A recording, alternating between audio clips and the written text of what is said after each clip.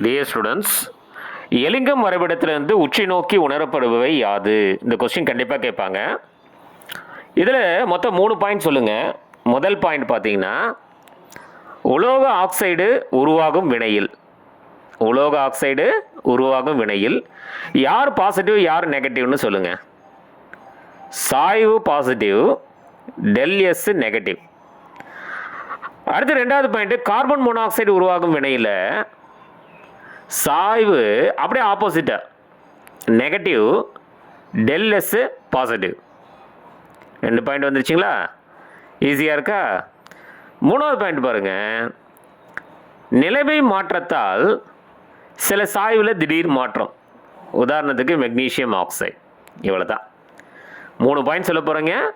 5 மார்க்னா 5 mark, 3 மார்க்னா 3 mark கண்டிப்பாக கிடைக்கும். Okay.